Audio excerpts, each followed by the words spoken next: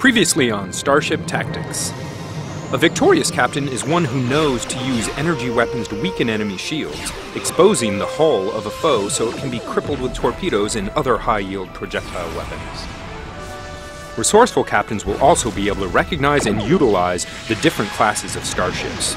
Cruisers as tanks, science vessels for support, and escorts for lightning strikes.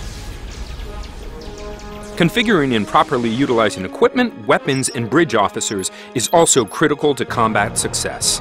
A captain is only ever as good as his ship and crew.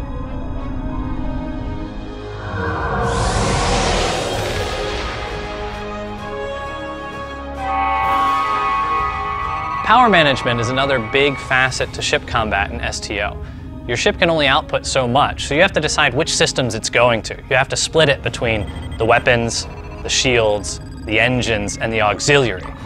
For example, if you put a lot of power into your weapons, you're going to deal more damage.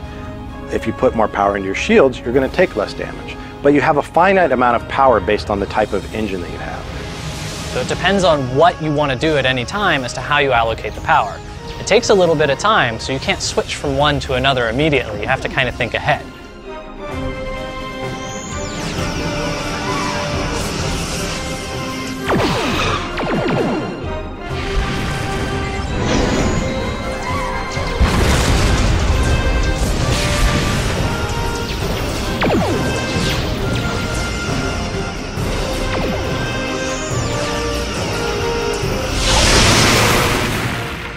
Sooner or later, your ship will take damage and you'll need to repair it. So how do you do this in STO? You know, as a game, Star Trek Online, we try and make sure that the player's having fun. And it's really no fun to have to get onto your bridge, walk down to engineering, hammer on a bunch of consoles to try and get things to work. So in the game, a lot of that stuff takes place behind the scenes. We really try and keep you in the action and make sure that the things that are most important to you are things like redirecting shield power, making sure your hull damage is not critical.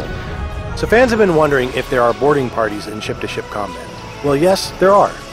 And the way boarding parties work is you target an enemy ship and you launch shuttles at them. And these shuttles take off from your ship and they head towards the target. When they get close enough, they beam on Marines and security officers that are going to run around that ship and try and take out their subsystems and also damage the crew, because that's actually going to impact the efficiency of that ship.